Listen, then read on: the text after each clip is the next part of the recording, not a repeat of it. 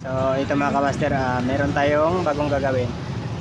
Ang problema nito, so ayan, the street, no? Naubos na talaga yung thread niya. So tingnan natin para maklaro.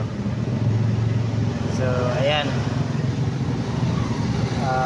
gagawin natin dyan, i-retrieve natin yan ang hindi na kailangan ibaba yung makina.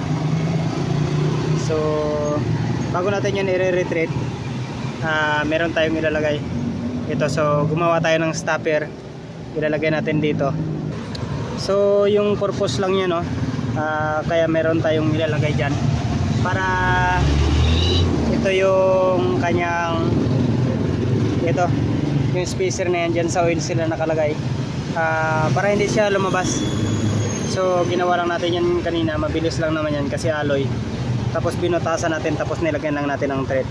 So ganyan lang yung gagawin. Yan. Tapos iigpitan natin yan.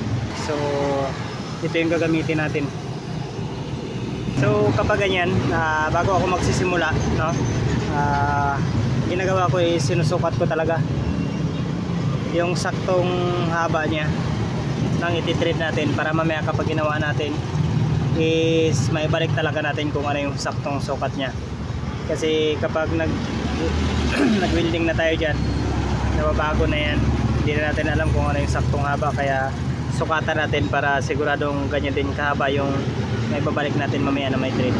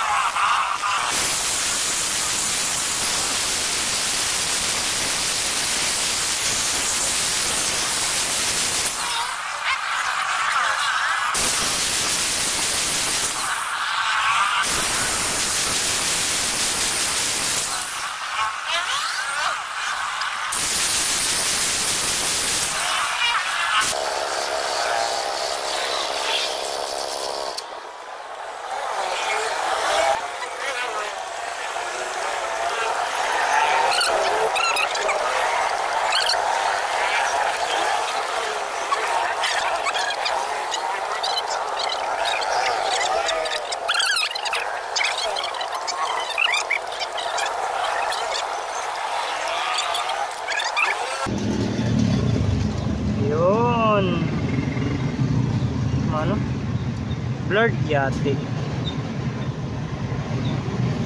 So ayan na siya ngayon.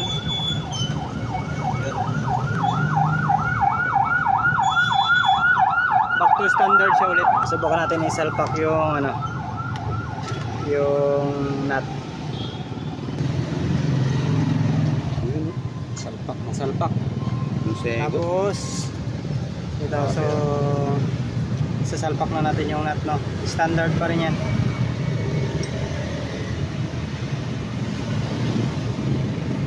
Yun, no?